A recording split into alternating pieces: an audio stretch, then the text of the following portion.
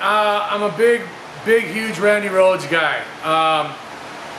I saw him play January 22nd, 1982 in Milwaukee, Wisconsin. I'm from Milwaukee, Wisconsin, for people that don't know me, I guess.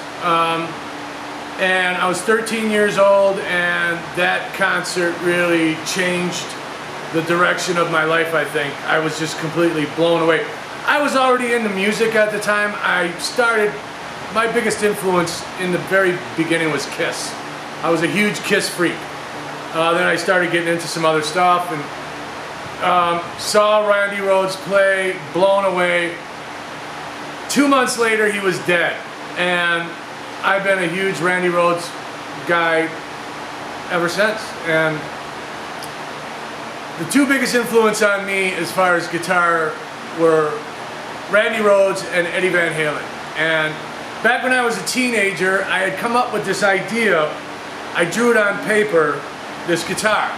A flying V, half black, half white, with white polka dots on the black half, black polka dots on the white half. Has my name inlaid in the neck. The whole thing I came up with as kind of like, everyone says, oh, that's a Michael Schenker / Randy Rhoads. No, it's not. This guitar has absolutely nothing to do with Michael Schenker. He's a great guitar player, but I was just never into the guy. I don't know much about him or his music. This was my kind of tribute to Randy Rhoads, which was one of the two guitar heroes I had. And the first one I had made was a Hamer that I had made in 1989. I did a video about that guitar. It's on my channel. It's now black and green. Watch the video and it explains everything about that guitar. But what I wanted to do is I wanted to talk about this guitar. Back in the, you know what? I'm gonna sit down because this is gonna be one of them long type stories, and I just feel like I want to sit down and tell it. So give me 1 second here. All right. So this guitar. This guitar. You guys check all that out. Back in the mid-2000s, I had a crazy idea that I wanted to work on motorcycles. I was watching a lot of American Chopper, and like a lot of guys back in those days, we're thinking, hey, this is what we want to do. We want to be cool, work on, make custom choppers and all that. Long story short, in January of 2004, I moved down to Orlando to go to Motorcycle Mechanics Institute. That's a whole nother story. 13 months of just, that's a whole nother story. So I get back in 2005 and I realized that I just don't enjoy playing my Hamer V like I used to because, all right, we're not talking about my Hamer V. There's a video about the Hamer V. Check it out. This guitar, I can't remember exactly when it was. Early 2000s, I used to belong to a forum called the Jackson Charvel Forum. Talking guys, gear, guitars, all of that. And a few of us met down in Chicago. I'm from Milwaukee. And one of the guys that I met was a guy by the name of John Sullivan. And I stopped going on the forums. I just kind of got away from all of that online stuff. And fast forward to 2015, 2014, somewhere around there, 2013, I don't really even know. I got in touch with the dude through maybe MySpace or Facebook, something like that. And just touch base, hey, how you doing, this and that. And then I see he's building guitars.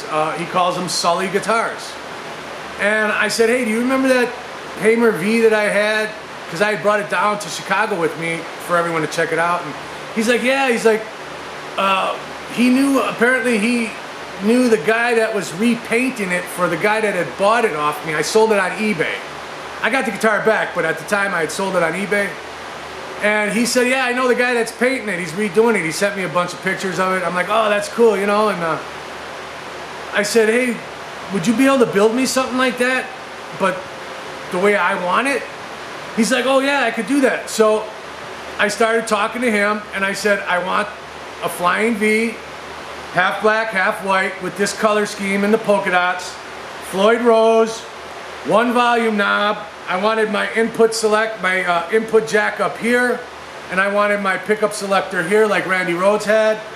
I said I want my name inlaid in the neck. I wanted the back of the neck to have no finish, because I don't like playing a finished neck. And I said I want 1.11/16" nut width with 25.5" scale neck. That's where I went wrong with that hammer. I didn't know anything about that stuff. This story's already getting too long, I understand. Yay, people don't have an attention span anymore. Yeah. So this is a Sully V. Because I had a guy ask me, hey, where did you get that Rhoads V? It's not a Rhoads V. It's my tribute to Randy Rhoads. And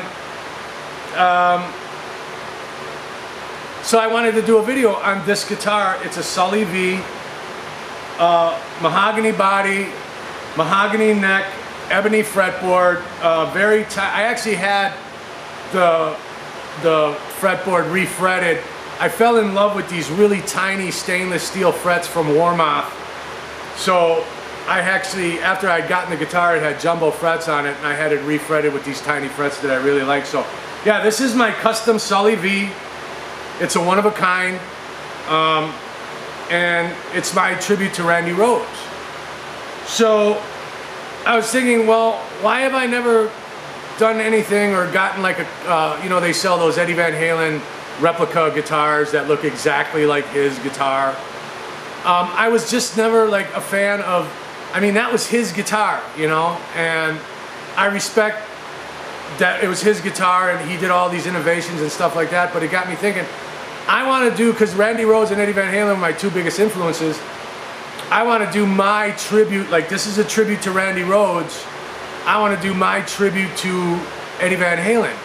So I think what I'm going to do is I'm going to buy a Strat body from Warmoth, I'm going to paint it, whatever color I decide, stripe it up, paint it again, stripe it up, paint it again with the colors that I want, do the pick guard. I don't know if I'm going to go with a front route or a rear route.